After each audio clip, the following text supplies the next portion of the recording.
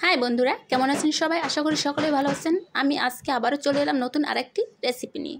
আজকে তৈরি করে দেখাবো গুঁড়ো দুধ দিয়ে মিষ্টি সন্দেশ।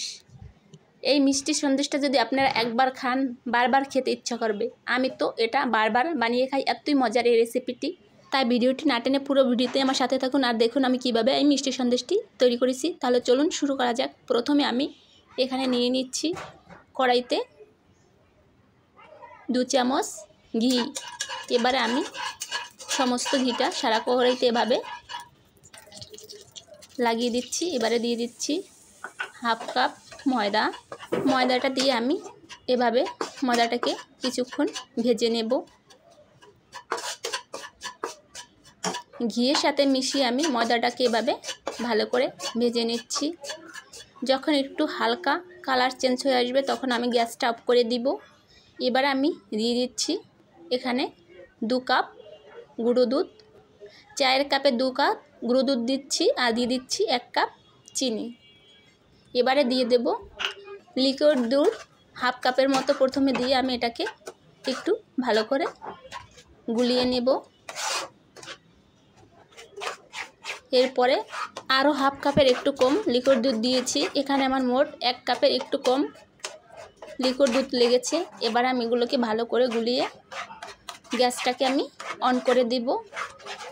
অবশ্যই আগে এটাকে ভালো করে মিক্স করে তারপরে গ্যাস অন করবেন, না হলে এটা দলা দলা থেকে যাবে।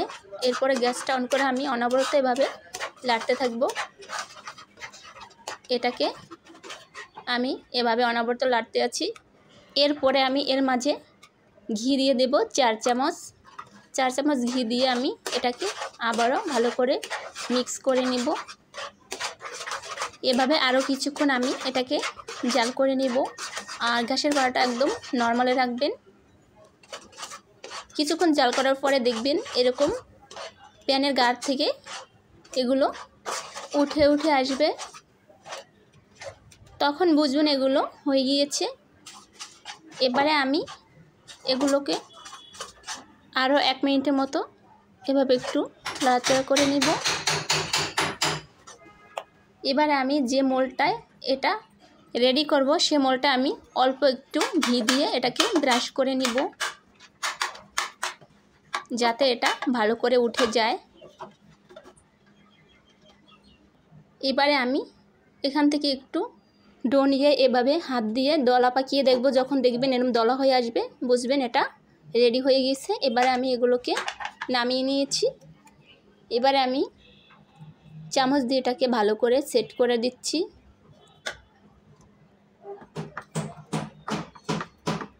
আমি এভাবে করে এগুলোকে ভালো করে সেট করে দিয়েছি। এবার আমি একটি কুচানি দিয়ে এখানে পেস্তা বাদাম ও কাজু বাদাম আমি এভাবে কুচিয়ে দেব উপর দিয়ে। এটা অপশনাল, আপনারা চাইলে দিতে পারেন আর না চাইলে না দিতে পারেন। একটু সৌন্দর্যের জন্য আমি এটাকে এভাবে কাজু বাদাম এবং পেস্তা বাদাম দিয়ে সেট করে নিলাম। এবার আমি এটাকে নর্মাল ফ্রিজে রেখে দেব 1 ঘন্টার মতো। ফিরে এসেছি 1 ঘন্টা পরে। 1 ঘন্টা পরে আমি এটাকে নিয়ে নিলাম। এবারে পাশ থেকে বাড়তি অংশগুলো এভাবে কেটে ফেলে দেব। আর এগুলোকে আমি ছোট ছোট টুকরো টুকরো করে কেটে নেব। দেখুন হয়ে গেল তৈরি আমাদের মিষ্টি রেসিপি। গুঁড়ো দুধের এই মিষ্টি সন্দেশটা যদি আপনারা একবার বানিয়ে খান বারবার খেতে চাইবেন। অনেকই মজার এই রেসিপিটি। আশা করি আপনারা একবার হলেও এই রেসিপিটি তৈরি করে দেখবেন আর অবশ্যই কমেন্টস করে বলবেন এই রেসিপিটি আপনাদের কেমন লেগেছে।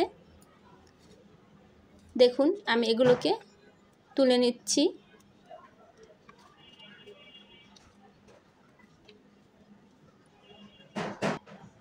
এবারে আমি একটি থালায় এগুলোকে পরিবেশন করে নিয়েছি। দেখুন এই গুঁড়ো দুধের মিষ্টি সন্দেশ রেসিপিটি কেমন হয়েছে। দেখতে যেমন সুন্দর হয়েছে এটা খেতে আরও বেশি সুস্বাদু। আমার এই মিষ্টি সন্দেশ রেসিপিটি যদি আপনাদের ভালো লেগে থাকে তাহলে অবশ্যই কমেন্টস করে জানিয়ে যাবেন। আর আমার চ্যানেল যদি নতুন হয়ে থাকেন তাহলে অবশ্যই আমার চ্যানেলটি সাবস্ক্রাইব করে দেবেন, লাইক কমেন্টস ও শেয়ার করে দিয়ে আমার চ্যানেলে পাশেই থাকবেন। এবারে আমি বিদায় নেব, দেখা হচ্ছে অন্য কোনো রেসিপির সাথে। সে পর্যন্ত সকলে ভালো থাকবেন, সুস্থ থাকবেন এই কামনা করি। Bye bye.